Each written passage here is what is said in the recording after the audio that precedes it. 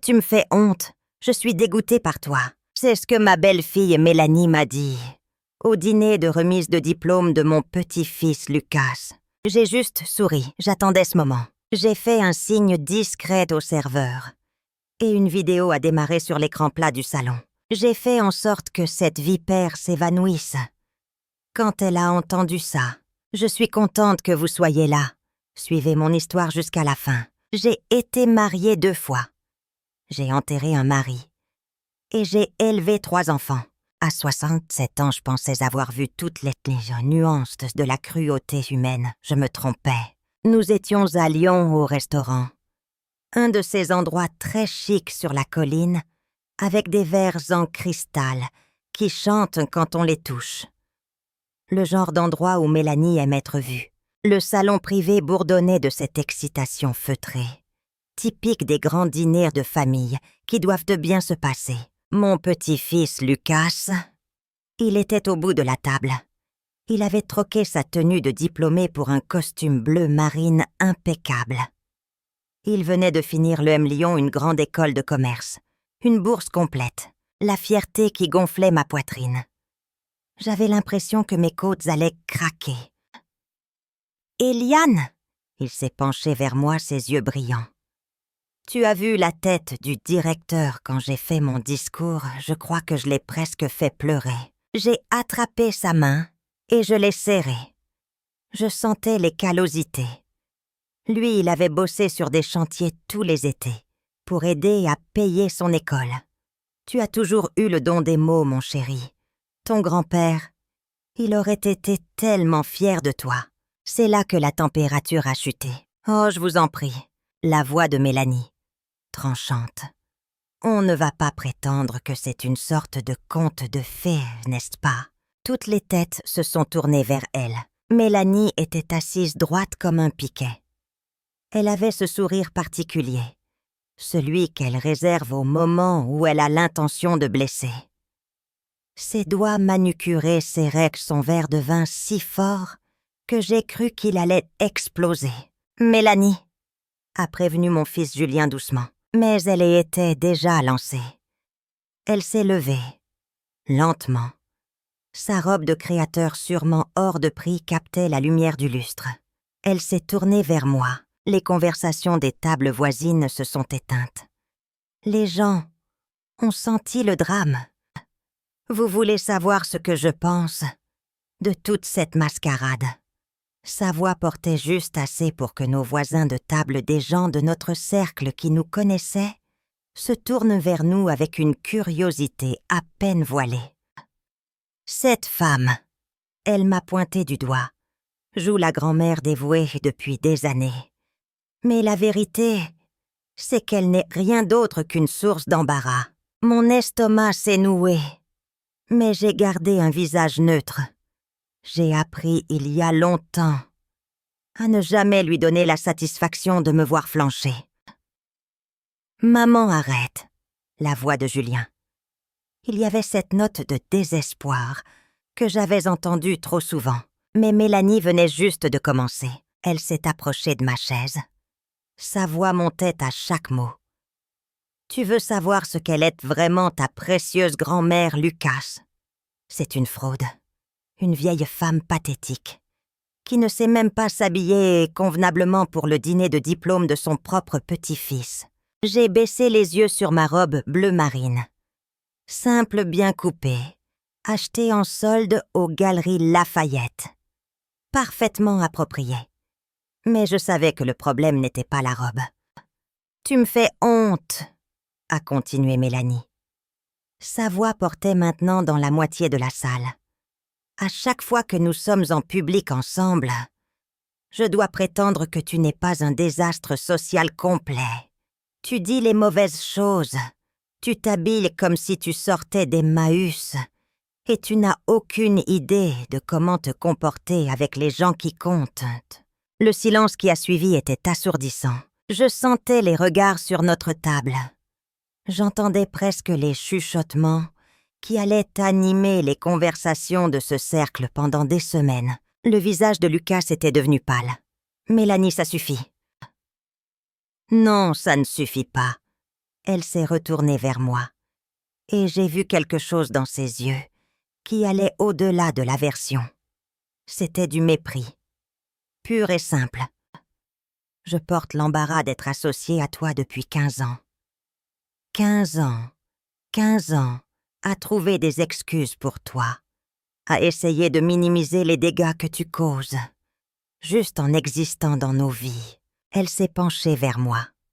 Sa voix est tombée dans un murmure qui m'a semblé plus violent que ses cris. « Oh, tu me dégoûtes, Eliane. Je te regarde, et j'ai la nausée en pensant que tu es censée faire partie de ma famille. » Les mots m'ont frappée. Mais quelque chose d'étrange est arrivé. Au lieu de la honte, de la douleur, un calme s'est installé en moi. Un calme paisible, presque agréable. J'ai souri. Ce n'était pas un grand sourire.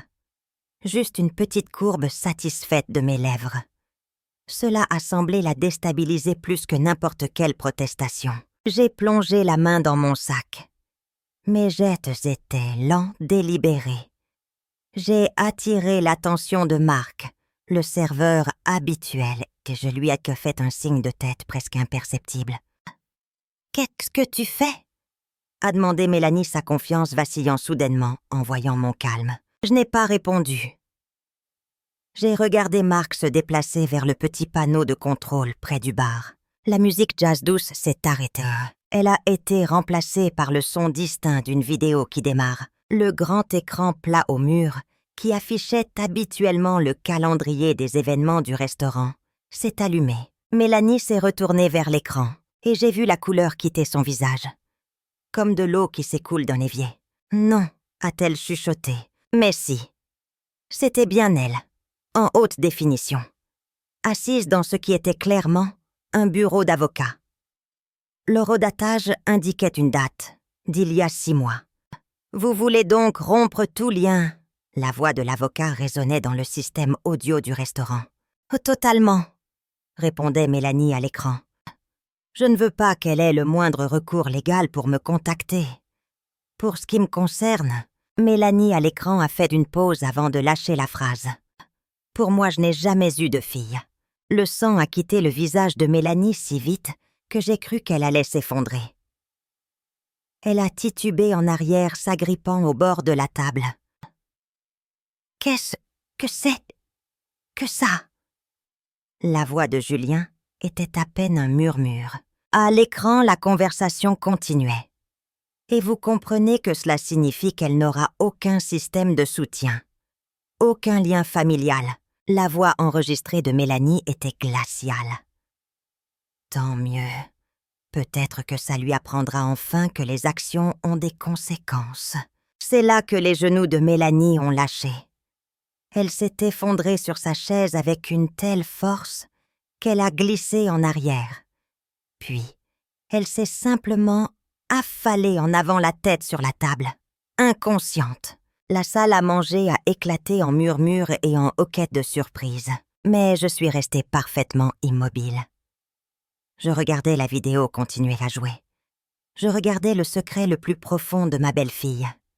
Être diffusé à tous ceux qui comptaient dans son monde social, si soigneusement construit. J'attendais ce moment depuis exactement 4 mois, 2 semaines et 3 jours. Depuis que le détective privé que j'avais engagé avait déposé cet enregistrement sur la table de ma cuisine. Ce soir enfin, tout le monde allait savoir qui était vraiment Mélanie. 4 mois plus tôt, j'étais dans ma cuisine dans mon petit appartement HLM, à arranger des fleurs quand on a sonné.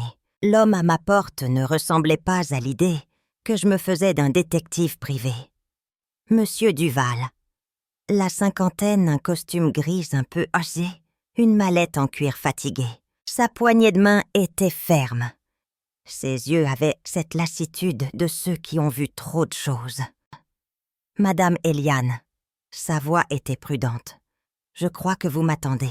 Je l'avais engagée 3 semaines plus tôt.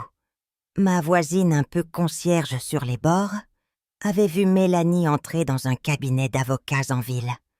Un cabinet spécialisé en droit de la famille. C'était étrange. Mélanie n'avait jamais mentionné de problème juridique. Je l'ai fait entrer dans la cuisine. Monsieur Duval a posé sa mallette sur la table. Madame, je dois vous le dire. Ce que j'ai trouvé est plus lourd que ce que vous m'aviez demandé à l'origine. Mon estomac s'est serré. Je lui avais demandé de vérifier pourquoi El Poivre était un avocat. Je n'étais pas préparée à plus lourd. Avant de vous montrer quoi que ce soit, a-t-il continué en sortant un dossier épais. Vous devez comprendre qu'une fois que vous aurez vu ça, vous ne pourrez plus l'ignorer. J'ai regardé le dossier puis son visage. Monsieur Duval, j'ai enterré un mari et élevé 3 enfants seuls. J'ai appris que la vérité, peu importe sa laideur, vaut toujours mieux qu'un beau mensonge. Il a hoché la tête. Le premier document était une requête légale, datée de 18 mois plus tôt. J'ai lu l'entête et ma vue s'ébrouillait. Requête en retrait total de l'autorité parentale par déclaration volontaire. Elle a une autre fille, a dit Duval doucement. Sarah. Elle a 23 ans maintenant. Mes mains tremblaient. Mélanie avait volontairement abandonné ses droits parentaux sur une fille d'une relation précédente. Pas parce qu'elle était jeune, pas à cause de l'argent. Le motif était écrit noir sur blanc, souhaite aller de l'avant avec une nouvelle cellule familiale et désire éviter les complications. Il y a pire, a dit Duval. Le document suivant était un rapport d'un assistant social. Sarah avait 15 ans quand Mélanie l'a abandonnée, la laissant aux soins d'une grand-mère âgée, qui est décédée 2 ans plus tard. La jeune fille était sortie de l'aide sociale à l'enfance à 18 ans, sans famille, sans soutien, sans argent pour des études. Où est-elle maintenant? Ma voix n'était qu'un souffle. Elle cumule 2 petits boulots à Grenoble. Elle essaie de finir des cours à l'université. Elle est complètement seule depuis qu'elle a 17 ans. J'ai regardé la photo que Duval m'a tendue. Sarah avait les yeux de Lucas. Les mêmes yeux bruns et chauds, qui venaient du côté de mon fils Julien. Elle avait la structure osseuse délictée de Mélanie. Mais quelque chose dans son expression lui était propre. Une lassitude, une force. Elle ne sait rien de votre famille, a continué Duval. Pour Sarah, sa mère a disparu de sa vie et n'a jamais regardé en arrière. Elle n'a aucune idée que Mélanie s'est remariée et qu'elle a eu la vie que Sarah n'a jamais eue. La pièce tournait. Je me suis agrippée à la table. Comment avez-vous trouvé tout ça? Des archives publiques, surtout. Les documents judiciaires sont accessibles, si on sait où chercher. J'ai aussi parlé à des gens qui les connaissaient avant que Mélanie ne quitte Grenoble. Il a fait une pause. Madame, il y a autre chose. Sur la raison de son départ. Je n'étais pas sûre de pouvoir en encaisser plus. J'ai hoché la tête. Sarah devenait trop âgée, trop indépendante. Elle commençait à poser des questions sur son père, sur le passé de sa mère. Selon les anciens voisins, Mélanie voyait Sarah comme un passif, un risque. Quelqu'un qui pourrait interférer avec ses plans pour repartir à zéro. J'ai pensé à Lucas, à tout l'amour et la fierté que Mélanie lui montrait en public. Est-ce que tout ça n'était qu'une comédie? Était-elle capable d'aimer un enfant? Ou est-ce que Lucas était juste encore assez jeune pour être utile à son image? Il y a une vidéo, a dit Duval. Une vidéo. J'ai pu obtenir les images des caméras de surveillance du bureau de l'avocat. Votre belle-fille a été très explicite sur ses intentions et ses sentiments envers Sarah. C'est là qu'il m'a donné la clé USB qui allait tout changer. Je l'ai regardée cette nuit-là, seule dans mon salon, les rideaux tirés. Voir Mélanie assise dans ce bureau parler de sa propre fille avec un tel détachement. Ça m'a rendue physiquement malade. Elle parlait de Sarah, comme d'un meuble dont on se débarrasse. Mais c'était le calcul derrière qui m'horrifiait. Elle s'était assurée qu'il n'y aurait aucun moyen pour Sarah de la contacter. Aucun moyen pour que son passé n'interfère avec sa nouvelle vie, avec Julien et Lucas. Elle avait effacé sa propre fille. Cette nuit-là, je n'ai pas pu dormir. Je pensais à Sarah, à ses 2 boulots. Je pensais à Lucas que Mélanie couvrait de cadeaux. Et surtout, je pensais à mon fils Julien, qui n'avait aucune idée qu'il avait épousé une femme capable d'abandonner son propre enfant. Je savais que je devais faire quelque chose. Mais quoi? Comment dire à votre fils que sa femme n'est pas celle qu'il croit? C'est là que j'ai commencé à planifier. J'ai demandé à Duval de continuer à suivre la situation de Sarah. J'ai aussi demandé à Duval de continuer à surveiller Mélanie. Je voulais savoir s'il y avait d'autres secrets. Ce qu'il a trouvé était un schéma qui m'a glacé le sang. Mélanie avait fait ça avant. Pas abandonner des enfants. Mais elle s'était systématiquement isolée de quiconque, connaissait son passé. Anciens amis, parents éloignés. Même sa propre mère. Tous coupaient sans explication dès qu'ils n'étaient plus utiles à son image. Ma belle-fille était une prédatrice, spécialisée dans la manipulation émotionnelle. Et ma famille était son terrain de chasse. J'ai passé des semaines à me demander quoi faire. Et puis je me suis souvenu de ce que mon premier mari disait. La meilleure façon d'attraper un menteur, c'est de le laisser continuer à parler. Alors j'ai attendu. J'ai documenté. Et j'ai planifié le jour où Mélanie révélerait enfin sa vraie nature. À tous ceux qui comptaient. Je n'ai pas eu à attendre longtemps. La vidéo continuait de jouer pendant que Mélanie était affalée sur la nappe blanche. À l'écran, sa voix continuait avec ce même déhachement froid. Je ne veux pas qu'elle puisse me retrouver. Jamais. En ce qui concerne le monde, Sarah n'est pas ma fille. Julien était assis figé. Il regardait l'écran comme s'il ne comprenait pas la langue. Son visage était passé par toutes les couleurs. Pas. La voix de Lucas était petite. C'est qui Sarah? Avant que Julien ne puisse répondre, les yeux de Mélanie se sont ouverts. Elle a relevé la tête lentement. Du mascara avait coulé, puis son regard s'est posé sur l'écran. Et la réalité l'a frappée. « Éteignez » a-t-elle chuchote puis plus fort. « Éteigne » Elle s'est relevée en titubant et s'est jetée vers le panneau de contrôle. Mais Marc, le serveur, s'est interposé. Il m'a regardé, j'ai secoué la tête. Non, oh. S'il vous plaît. Mélanie s'est tournée vers notre table. Ses cheveux étaient en désordre.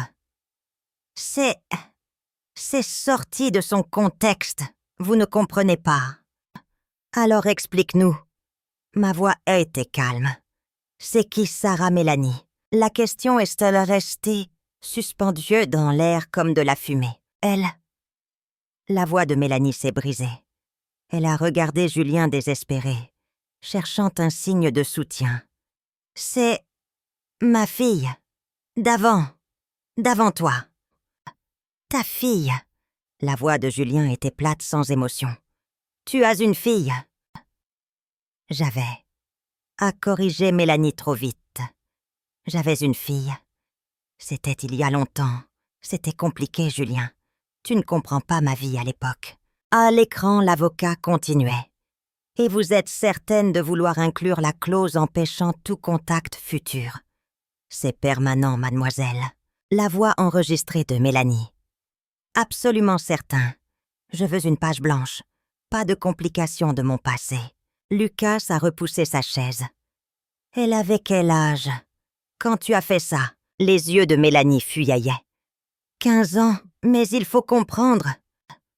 15 ans. Le mot a explosé de la poitrine de Julien. Tu as abandonné une gamine de 15 ans. Je ne l'ai pas abandonnée, a-t-elle crié. Elle avait sa grand-mère. Elle avait du soutien. Je ne pouvais juste pas être mère à ce moment-là. J'observais cet échange. Depuis des mois, je me demandais comment elle s'expliquerait. Je n'avais pas imaginé qu'elle serait aussi maladroite. « Mais tu pouvais être une mère pour moi », a dit Lucas. Sa voix était calme, mais avec une dureté que je ne lui connaissais pas. Qu'est-ce qui me rendait différent? La question l'a prise de court. C'est différent. Tu es différent. Comment? Tu laissais tout, Lucas, il faut comprendre. J'étais jeune quand j'ai eu Sarah. Je n'étais pas prête. Quand j'ai rencontré ton père quand on t'a eu, j'étais dans une situation complètement différente. J'ai décidé qu'il était temps de parler. En fait, Mélanie, selon les documents du tribunal, tu avais 28 ans quand tu as signé ces papiers. Ce n'est pas si jeune. Le silence. Julien s'est tourné vers moi. Tu savais. Je l'ai découverte il y a 4 mois. J'ai engagé un détective privé quand je t'ai vu sortir de ce cabinet d'avocat. Je voulais savoir ce que tu cachais. Et tu m'as fait suivre. La voix de Mélanie était devenue aiguë. Tu as violé ma vie privée. Tu n'avais pas le droit. J'avais tous les droits. Ma voix a coupé ses protestations. Tu as épousé mon fils. Tu es entré dans ma famille. Et il y avait quelque chose chez toi qui n'a jamais sonné juste. La vidéo arrivait à sa fin. La dernière question de l'avocate résonnait. Et que devons-nous faire si Sarah tente un jour de vous contacter à l'avenir? La réponse de Mélanie claire comme du cristal. Dites-lui que je suis morte. Un hoquet collectif s'est élevé des tables voisines. Le visage de Lucas était livide. Tu voulais qu'elle te croie morte. C'était plus gentil comme ça, a dit Mélanie désespérée. Vous ne voyez pas. C'était mieux pour elle. Une rupture nette. Elle pouvait faire son deuil, au lieu de passer sa vie à espérer que je revienne. C'est la chose la plus égoïste que j'ai jamais entendue, a dit Julien. Égoïste, je te protégeais.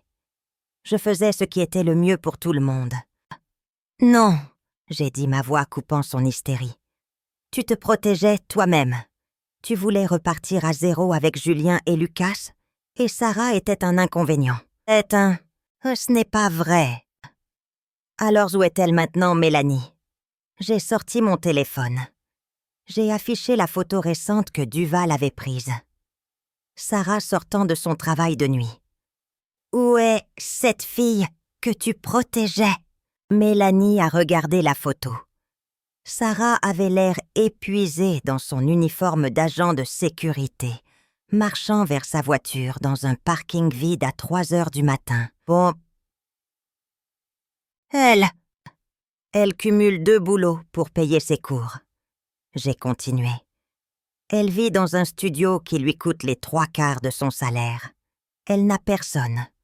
Parce que sa mère a décidé qu'elle y était un inconvénient. La salle était si silencieuse. Julien s'est levé, lentement. J'ai besoin de partir. Julien attend. Mélanie a attrapé son bras. Il s'est dégagé. Non, ne me touche pas. Il s'est tourné vers Lucas. Tu viens, mon fils. Lucas a regardé sa mère, son visage tordu par la panique. Puis il a regardé son père. Il a hoché la tête et s'est levé.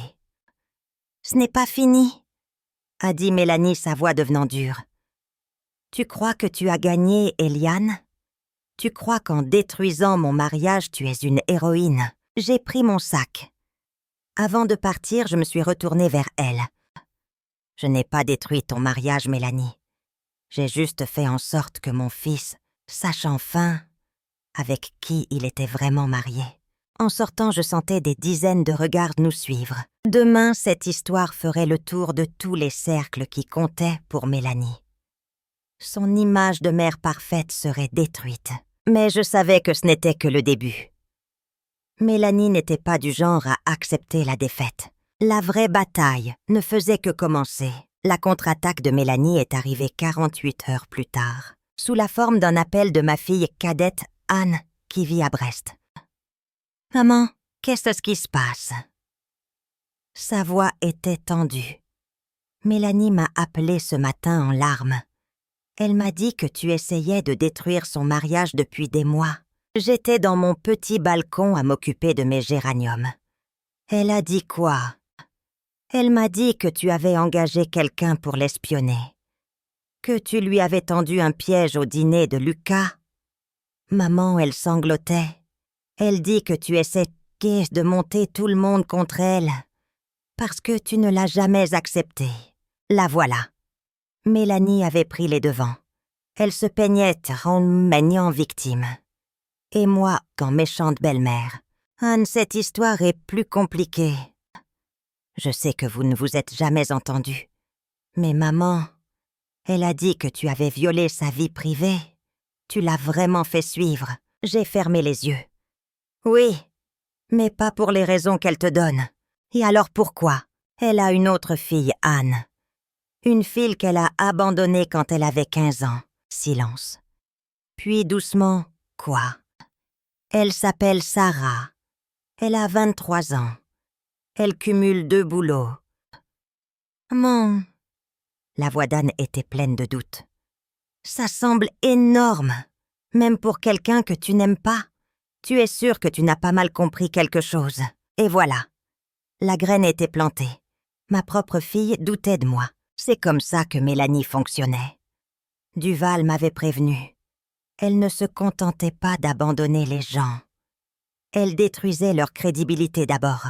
Après avoir raccroché avec Anne, j'ai reçu des appels de cousines. De la sœur de Julien. Même de la petite amie de Lucas. Toutes avaient eu la même version. La pauvre Mélanie. Victime d'une belle-mère amère et jalouse. Ma voisine Monique est venue prendre le café.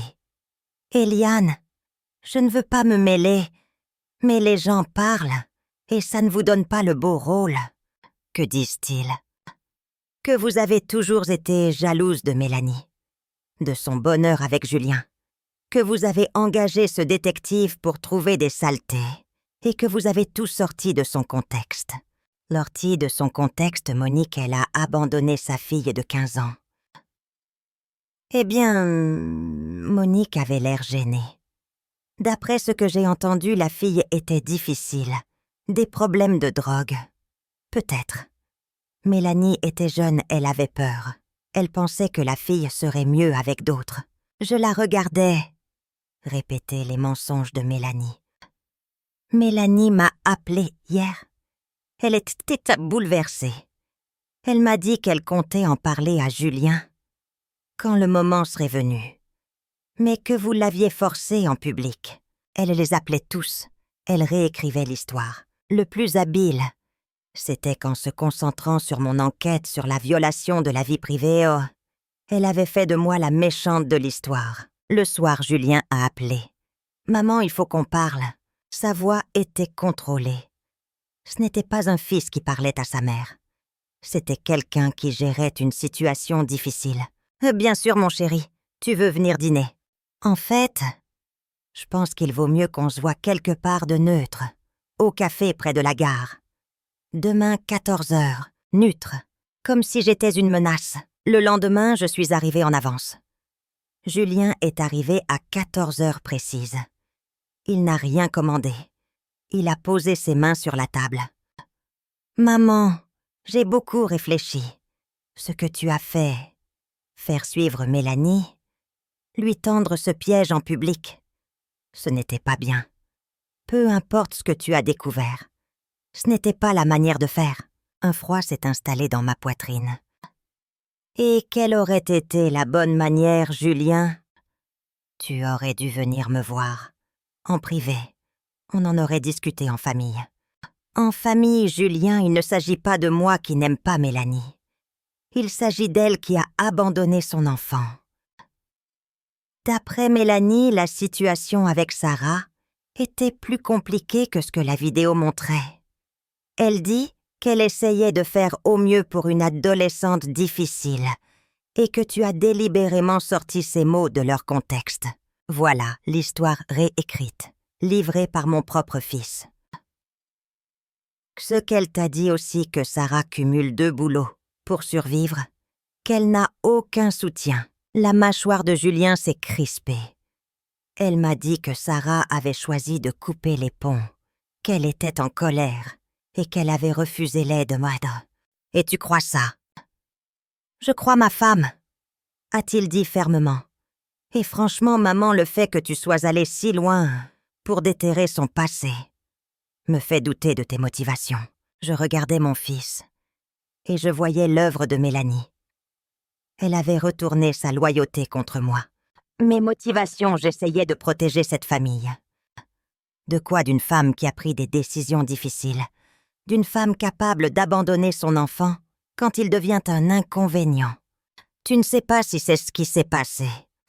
Je le sais, j'ai les documents. Tes documents que tu as obtenus en violant sa vie privée. Il s'est penché en avant. Maman, Mélanie Amatma, ma femme, c'est la mère de mon fils. Ce que tu lui as fait était cruel et vindicatif, mon propre fils. Et maintenant, j'ai demandé. Maintenant. Mélanie a accepté de suivre une thérapie familiale pour surmonter ça. Mais elle doit savoir qu'elle est en sécurité. Qu'il n'y aura pas d'autres attaques. Des attaques. Elle a peur de toi, maman. Elle a peur de ce que tu pourrais faire d'autre. J'ai failli rire. L'absurdité. Mélanie, qui avait détruit la vie d'une adolescente, avait peur d'une retraitée de 67 ans. Et Sarah, j'ai demandé. Son expression s'est adoucie. Si ce que tu dis sur sa situation est vrai, peut-être qu'on trouvera un moyen de l'aider. Mais c'est une décision que Mélanie et moi prendrons en famille. En famille. Il venait de me le dire. Je n'en faisais plus partie. J'étais devenue l'étrangère. Quand Julien a quitté ce café, j'ai compris que Mélanie avait gagné la première manche. Elle m'avait isolée. Mais ce qu'elle ne comprenait pas, c'est que je n'avais pas encore fini. 2 semaines après cette conversation, on a sonné à ma porte. Il était 19h. Quand j'ai ouvert, j'ai eu un choc. Elle avait les yeux de Julien, la structure osseuse de Mélanie, mais une force tranquille. « Madame, je m'appelle Sarah. Je crois qu'on doit parler. Mes jambes ont failli me lâcher. La voilà, en chair et en os. Zatra, comment m'avez-vous trouvé? » « Ce n'était pas facile, » dit-elle en serrant la bretelle de son sac à dos. « Mais quand quelqu'un engage un détective pour fouiller votre vie, on finit par le savoir. Surtout dans une ville comme Grenoble. Bien sûr. Duval avait été discret, mais pas invisible.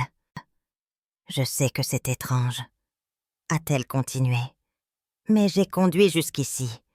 Je devais comprendre pourquoi on posait des questions sur moi. Et ce que j'ai appris, sa voix s'est brisée. Ça a tout changé. Je l'ai laissé entrer. J'ai préparé un café. Mes mains tremblaient. « Vous êtes donc la belle-mère de Mélanie, » a-t-elle dit. « Je le suis. Et vous êtes sa fille. » Et apparemment, le mot était amer. Alors que ça fait 8 ans que je la crois morte. J'ai failli lâcher la cafetière. Quoi? Elle s'est assise à ma table de cuisine. La même table où Duval m'avait montré les documents. Quand je suis sortie de l'aide sociale, j'ai essayé de la retrouver.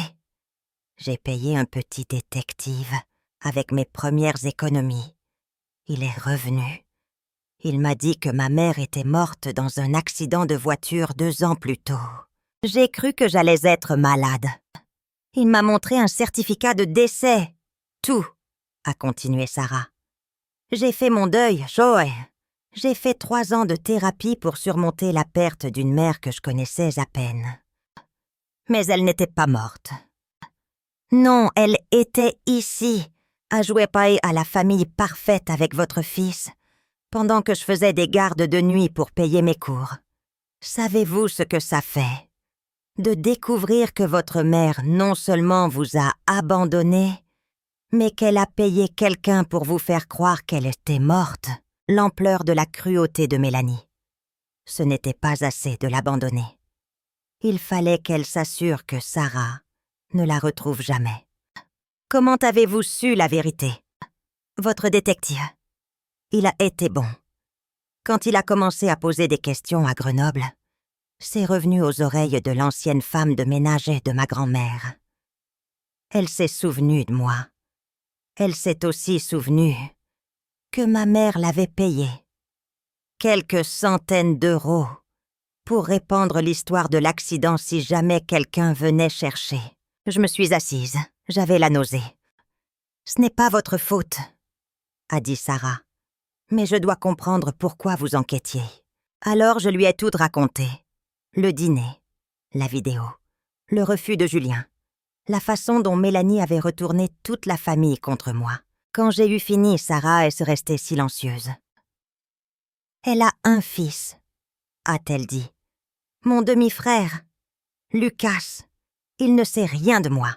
Il sait maintenant. Il était là quand la vidéo a joué. Et Mélanie dit que j'étais une enfant à problème, qu'elle m'a confiée à de la famille. Elle dit que vous aviez des problèmes de drogue. La tasse de Sarah a heurté la table. Des problèmes de drogue. J'avais 15 ans. Ma mère venait de disparaître. J'avais des A à l'école et je faisais les courses pour ma grand-mère malade. Je sais, j'ai vu vos bulletins scolaires. Alors vous savez qu'elle ment. Je le sais. Mais ma famille préfère la croire. Sarah s'est levée. Elle a regardé par la fenêtre de ma cuisine. « Je veux les rencontrer », a-t-elle dit. « Qui ?»« Mon demi-frère. Votre fils. Je veux qu'ils entendent cette la vérité. » De ma bouche, mon estomac s'est noué. « Sarah, Mélanie les a préparés. Elle aura une explication. »« Alors, on verra. » dit-elle avec cette détermination que j'avais vue sur sa photo. On verra si ces explanations tiennent quand je serai en face d'elle. Qu'est-ce que vous attendez de tout ça? Elle s'est retournée vers moi. J'ai vu des larmes dans ses yeux. Je veux que mon demi-frère sache que j'existe. Je veux qu'il sache de quoi notre mère est capable, avant qu'elle ne le lui fasse à lui. Elle était là, pour protéger le frère qu'elle n'avait jamais rencontré. Il y a un barbecue de famille ce samedi, j'ai dit lentement. Chez Julien et Mélanie. Une réconciliation pour oublier l'incident du restaurant. Vous m'y emmenez. J'ai pensé à la colère de Julien, au mensonge de Mélanie. Oui, j'ai dit. Je vous y emmène. Samedi. Un temps gris pluvieux. Nous étions dans ma voiture devant leur pavillon de banlieue. Prête, j'ai demandé à Sarah. Elle avait mis une robe simple bleu marine. Non. Mais il faut bien y aller. J'ai frappé, je n'ai pas utilisé ma clé. Un petit signe que ma place ici avait changé. Julien a ouvert. Surprise. Gêne. Puis un masque neutre. « Maman, je ne savais pas que tu venais. »« Je t'ai amené quelqu'un, » j'ai dit. Je me suis écartée. Julien a vu Sarah. Il a vu ses propres yeux. Sur ce visage inconnu. La ressemblance était là. « C'est Sarah », j'ai dit calmement, la fille de Mélanie. Julien était figé. « Bonjour », a dit Sarah. « J'avais hâte de vous rencontrer. » De l'intérieur, j'ai entendu un verre se briser. La fausse voix joyeuse de Mélanie. « Julien chéri, qui est-ce ?»« Je crois, » a dit Sarah doucement, « qu'il est temps pour une vraie réunion de famille. » Le moment où Sarah est entrée dans le salon, la réconciliation s'est transformée en autre chose. Les conversations se sont arrêtées. Mélanie était figée dans l'embrasure de la cuisine. Blanche, terrifiée. « Sarah !» C'était Lucas. Il s'est levé du canapé. Il a regardé cette jeune femme. « Tu es ma sœur. »« Demi-sœur, » a corrigé Sarah. Mais la ressemblance était frappante. « Je ne comprends pas, » a dit Julien la voix tendue. « Si vous êtes vraiment sa fille, pourquoi ne pas être venu avant ?» Le rire de Sarah était amer. « Parce que jusqu'à il y a 2 semaines, je pensais que ma mère était morte. » Silence. « Ce n'est pas possible, » a dit Mélanie, sa voix aiguë. « Sarah, chérie, tu sais que ce n'est pas vrai. Tu étais en colère. Tu as coupé les ponts. »« Non, » a dit Sarah, sa voix ferme. « J'avais 15 ans quand tu as signé les papiers. J'avais 17 ans quand je suis sortie de l'aide sociale. Et j'avais 20 ans quand le détective que j'ai payé m'a dit que tu étais morte dans un accident. » Elle a sorti un dossier de son sac à dos.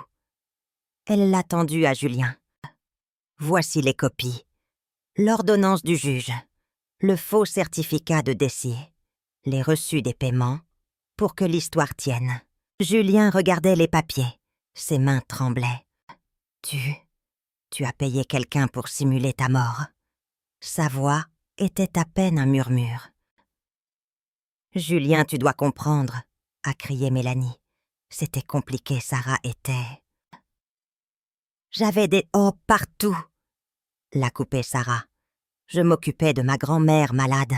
La seule chose compliquée, c'était de comprendre pourquoi ma mère m'avait abandonnée. Elle s'est tournée vers la pièce. Je veux que vous compreniez. Je ne suis pas venue pour l'argent ou pour la vengeance. Je suis venue parce que j'ai découvert que ma mère, que j'ai pleuré pendant 3 ans, vivait une autre vie pendant que je luttais pour survivre. Lucas s'est approché d'elle. Comment était ta vie depuis? J'ai cumulé 2 boulots pendant 5 ans pour payer mes études. J'habite un studio. Je n'ai vu personne. Elle a fait une pause. Mais j'ai appris que j'étais plus forte que je ne le pensais. Ma belle-sœur Michel a parlé. Mon Dieu, nous n'en savions rien. Vous ne deviez pas savoir, a dit Sarah. Ma mère s'en est assurée. Mélanie reculait vers la cuisine. Son monde s'effondrait. Vous ne comprenez pas. Alors explique-nous, a dit Julien sa voix dure. Explique-nous comment abandonner une gamine de 15 ans, peut simuler ta propre mort, était la bonne chose à faire. Le masque de Mélanie est tombé. La calculatrice froide est apparue. Elle n'était plus ma responsabilité, a-t-elle craché. J'avais une nouvelle vie, une nouvelle famille, je ne pouvais pas laisser mon passé venir tout compliquer. L'honnêteté de cette déclaration a frappé la pièce. Alors tu l'as effacée, a dit Lucas d'une voix blanche. Tu as effacé ta propre fille. J'ai fait ce que j'avais à faire, a-t-elle hurlé. Vous croyez que c'était facile? J'ai dû choisir entre mon passé et mon avenir, j'ai choisi mon avenir. Tu t'es choisi toi-même, a dit Sarah avec une simplicité dévastatrice. Tu as choisi ton confort, plutôt que la sécurité de ton enfant. Julien a posé le dossier sur la table. Il a regardé sa femme. Vraiment pour la première fois. Pas de colère. Juste de la reconnaissance. Sors, a-t-il dit. Julien, s'il te plaît. Sors de chez moi. Sors de ma vie. Sors de ma famille. Ta famille. Sa voix est devenue venimeuse. La moitié de cette maison est à moi. La moitié de tes comptes. Tu ne peux pas me jeter dehors. En fait, si, a dit Julien. Tu te souviens du contrat de mariage-séparation de biens, celui sur lequel tu as insisté. Il y a une clause. En cas de fraude ou de dissimulation matérielle sur le passé. Je pense qu'abandonner un enfant et simuler sa propre mort, ça compte comme une dissimulation matérielle. Mon avocat t'appellera. Mélanie a regardé autour d'elle. Elle cherchait un allié. Elle n'en a trouvé aucun. Vous le regretterez, a-t-elle dit. Tous. Une menteuse est une femme qui abandonne ses enfants, a dit Sarah. Je pense qu'on s'en sortira. Après que Mélanie soit partie claquant la porte, nous avons passé le reste de la soirée à faire connaissance avec Sarah. Elle nous a parlé de sa vie, de son travail d'agent de sécurité de nuit, de son rêve de devenir assistante sociale. Mais ce qui m'a le plus frappée, c'est à quel point elle nous ressemblait. Elle avait l'humour sec de Julien. Elle partageait l'amour des livres de Lucas. Regarder mon petit-fils et sa demi-sœur découvrir leurs liens. C'était comme voir 2 pièces d'un puzzle s'emboîter. J'ai une sœur, n'arrêtait pas de dire Lucas. Demi-sœur, corrigeait Sarah en souriant. Sœur, insistait-il. Le demi, c'est de la biologie. Les sœurs, c'est un choix. 6 mois plus tard, j'étais dans ma cuisine. Je préparais le dîner du dimanche, pour beaucoup plus de monde qu'avant. Sarah avait été transférée à l'université de Lyon. Julien l'aidait à payer les frais de scolarité. Lucas l'avait convaincu de prendre la chambre d'amis dans son appartement. Le divorce avait été rapide. Mélanie avait disparu de nos vies, aussi complètement qu'elle avait disparu de celle de Sarah. La crise avait tout balayé. Les faux semblants. Nous étions plus proches maintenant, plus honnêtes. Mamie Eliane, Sarah est apparue dans l'embrasure de ma cuisine. Elle m'avait appelée Mamie. Cela avait scellé sa place. Julien demande si tu as besoin d'aide. On est presque prêt. J'ai souri en vérifiant le rôti. Tu t'habitues à ta nouvelle école. Mieux que je ne le pensais, dit-elle en s'appuyant contre le plan de travail. C'est étrange d'avoir des gens qui se soucient de ma réussite. Je m'y habitue. Bon étrange ou mauvais étrange. Définitivement bon, a-t-elle dit. Elle a ajouté plus bas. Merci pour tout, d'avoir enquêté, de l'avoir affronté, de m'avoir amené dans cette famille. J'ai étudié son visage. Je voyais la jeune femme qu'elle était devenue et la petite fille de 15 ans effrayée qu'elle avait été. Tu as fait le plus dur, je lui ai dit. Tu as survécu. Tu as construit ta vie seule. Tout ce que j'ai fait, c'est m'assurer que la vérité éclate. Tout ce que tu as fait, a-t-elle répété en souriant, c'est me sauver. Me prouver que je méritais d'être aimée. J'entendais Julien et Lucas débattre dans le salon. Leur voix mêlée au rire de Sarah remplissait mon petit appartement d'une chaleur que je n'avais pas ressentie depuis des années. Mélanie avait voulu effacer Sarah. Mais, au final, sa cruauté n'avait fait que resserrer les liens de notre vraie famille. Sarah n'était pas un inconvénient. Elle était la pièce manquante dont nous n'avions jamais su que nous avions besoin. Ce n'était pas la famille que Mélanie avait essayé de construire avec des mensonges. C'était mieux. C'était réel. Et vous, qu'auriez-vous fait à ma place ?